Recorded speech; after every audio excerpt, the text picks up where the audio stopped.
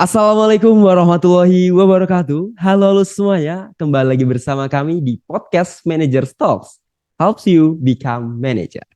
Pengelolaan sumber daya manusia nih teman-teman, kita akan membahas terkait ini, di mana pengelolaan sumber daya manusia ini menjadi salah satu hal terpenting dalam menjalankan suatu organisasi atau perusahaan, di mana sumber daya manusia atau SDM ini merupakan penggerak utama dari roda perusahaan. Nah, sehingga secara tidak langsung ketika ada mismanagement atau kesalahan dalam manajemen kinerja si SDM ini, sumber daya manusia, akan berdampak besar pada kinerja perusahaan secara menyeluruh. Nah, meningkatnya persaingan industri global kemudian juga memberikan banyak sekali era digital di masa kini, itu memberikan dorongan untuk membuat sistem pengelolaan sumber daya manusia yang lebih efektif dan efisien. Nah, oleh karena itu teman-teman semua, pada podcast kali ini, pada episode kali ini, Manager Stocks akan berbincang-bincang asik dengan narasumber kita yang sudah hadir di sini dan teman-teman semua yang menyaksikan mengenai manajemen kinerja suatu perusahaan, jenis-jenisnya, kemudian juga cara meningkatkan bagaimana kita bahas dan contoh real studi kasus dari penerapan manajemen kerja yang mungkin baru-baru ini kita baca dari berita-berita gitu. Bersama dengan saya, Fitroh dalam Manager Talks Helps You Become Manager. Baiklah teman-teman semua, pada episode kali ini Manager Talks akan membahas mengenai manajemen kinerja bersama salah satu mahasiswa dari Departemen Manajemen IPB University. Dan inilah dia Abidaya. Ya, halo semuanya. Kenalin nama aku Dia Abidaya, bisa dipanggil Abi dan dari manajemen angkatan 57. Nah, Abi, hari ini kabarnya gimana, Abi? Alhamdulillah sehat. Fitro sendiri gimana kabarnya? Alhamdulillah sehat dan luar biasa banget nih untuk hari ini. Dan teman-teman semua perlu kita pahami kalau misalkan masalah kesehatan nih, Bi, karena akhir-akhir ini banyak banget yang sakit dan tumbang Ya, gitu ya teman-teman kita. Oleh karena semoga kita berharap teman-teman semua yang menonton video podcast ini semoga dalam keadaan sehat semua ya, dan amin. semoga yang sedang sakit cepat diberikan kesembuhan ya gitu ya, Ya, Bi. amin. Oke lah, Bi. Nah, untuk episode pertama ini kita akan membahas mengenai manager talks untuk membahas mengenai manajemen kinerja. Namun sebelum itu, sebelum pembahasan, aku ingin menghimbau nih ke teman-teman semua kalau misalkan obrolan kita di sini, diskusi kita di sini sudah berdasarkan studi ataupun literatur yang sudah kita persiapkan ya sebelumnya. Dan tentunya teman-teman semua bisa mengambil quote-quote dari kita yang akan kita sampaikan dan mempelajari insight-insight baru selama jalannya Manager Talks kali ini. Untuk itu langsung aja kita mulai Manager Talks Help You Become Manager. Baiklah nih Bi, sebelum kita membahas jauh-jauh jenis-jenis kemudian juga apa aja tools yang kita gunakan, aku pengen tahu dulu dan biar teman-teman pada ngerti juga sebenarnya apa itu manajemen kinerja, Bi? Oke, baik. Sebenarnya kalau kita lihat di internet, jurnal, ataupun sumber-sumber lainnya, definisi manajemen kinerja itu banyak sekali, Fitro. Nah, tapi kali ini aku tuh mau kasih satu definisi yang menurutku itu sederhana dan mudah dipahami oleh kita semua. Nah, di sini aku itu mengutip dari Lalwani tahun 2020, di mana sejatinya manajemen kinerja itu adalah sebagai proses komunikasi dan juga umpan balik yang berkelanjutan antara seorang manajer dan karyawan untuk menuju pencapaian tujuan dari organisasi. Nah, kalau kita jabarkan lebih rinci lagi, bahwa dari definisi tadi itu manajemen kinerja merupakan rangkaian kegiatan yang dimulai dari perencanaan kinerja. Kemudian setelah itu dilakukan pemantauan dan juga peninjauan kinerja. Dan kemudian setelah itu juga dilakukan penilaian kinerja. Nah, setelah 3 tahap tadi, ada tindak lanjut itu berupa pemberian penghargaan dan juga ada juga hukuman. Jadi sehingga dapat kita identifikasi, dapat kita ukur, dapat kita kembangkan kinerja individualnya dan juga tim tentunya, serta menyelaraskan kinerja karyawan sesuai dengan tujuan organisasi. Jadi begitu. Oke, Abi, tadi kan kita sudah berbincang mengenai pengertian dari apa sih manajemen kinerja itu dan sudah dijelaskan seperti itu ya. Dan kemudian saya ingin bertanya lagi mengenai manajemen kinerja ini. Kan kita udah tahu pengertiannya, tapi kenapa sih kita harus menerapkan manajemen kinerja pada suatu perusahaan? Baik, ini pertanyaan yang menarik sekali. Mengapa perlu ada manajemen kinerja? Nah, tentunya karena ada manfaat yang akan dirasakan oleh perusahaan jika menerapkan dari manajemen kinerja tersebut. Bayangkan jika karyawan dalam perusahaan itu tidak di-manage kinerjanya, besar kemungkinan tujuan perusahaan itu tidak akan tercapai.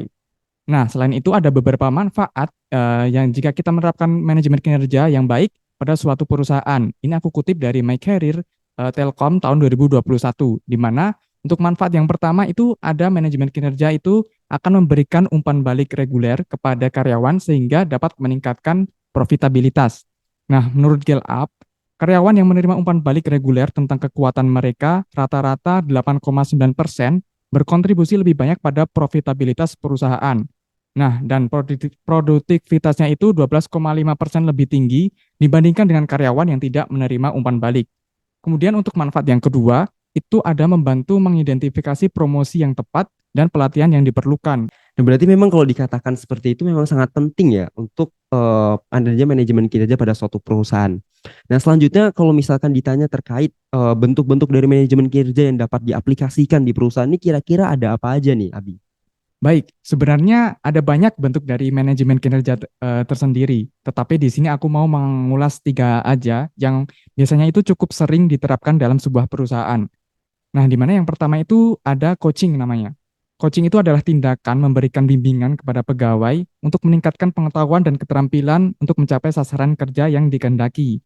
Kemudian bentuk yang kedua ada namanya mentoring, di mana mentoring ini adalah pemberian saran, informasi, atau bimbingan oleh seseorang dengan pengalaman yang berguna, di mana kemampuan atau spesialisme ini untuk perkembangan profesional dan personal individu lain. Kemudian mentor didefinisikan itu sebagai penasehat yang bijak dan terpercaya, atau secara sederhananya itu seseorang yang bisa membantu orang lain mempelajari sesuatu yang mereka tidak bisa untuk dipelajari secara mandiri. Kemudian yang ketiga ada namanya itu konseling. Kalau konseling ini dijelaskan sebagai sebuah proses di mana klien itu dapat difasilitasi menyelesaikan isu-isu yang berkaitan dengan tahap dan peristiwa kehidupan. Nah, keseimbangan antara aspek pekerjaan dan non-pekerjaan, kemudian ada juga berbagai tantangan dalam membuat keputusan karir, kemudian ada juga disrupsi yang timbul oleh adanya perubahan dalam organisasi dan isu terkait dengan kinerja. Nah, ini aku kutip dari Nathan dan Hill tahun 2012. Jadi, di tempat kerja yang berkinerja tinggi, hasil kinerja di bawah standar dapat dikaitkan dengan interaksi orang ke orang dan hubungan interpersonal sosial kelompok kerja, dan juga ada kesesuaian budaya dalam komunitas luas organisasi Fitro.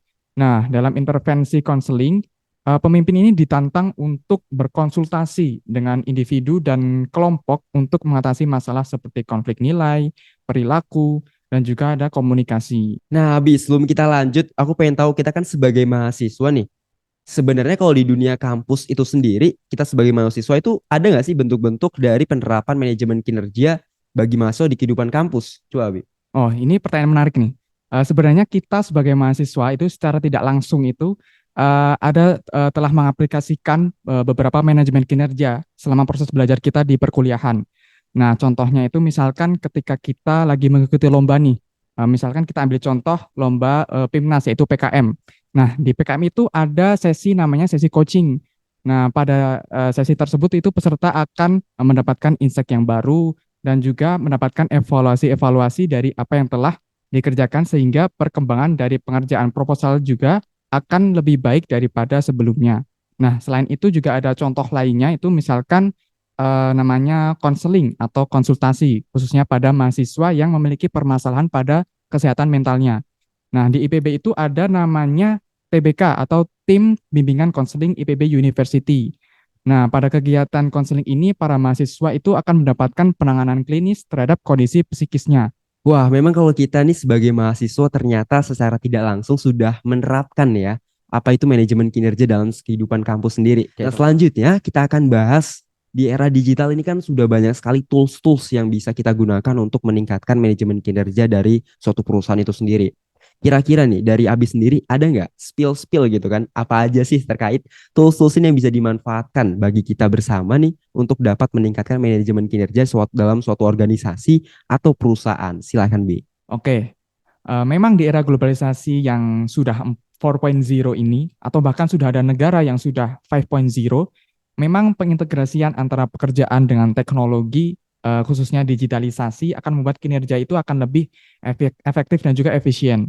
Nah, ada beberapa aplikasi nih, terutama aplikasi digital yang dapat dimanfaatkan dalam menunjang kinerja karyawan sehingga dapat menghasilkan pekerjaan yang efektif dan juga efisien. Misalnya, yang pertama, ada namanya Trello, di mana Trello ini merupakan aplikasi yang kolaborasi yang sangat fleksibel, di mana penggunanya itu dapat mengontrol pengerjaan suatu proyek bersama dengan anggota-anggota lainnya nih dalam satu wadah digital saja.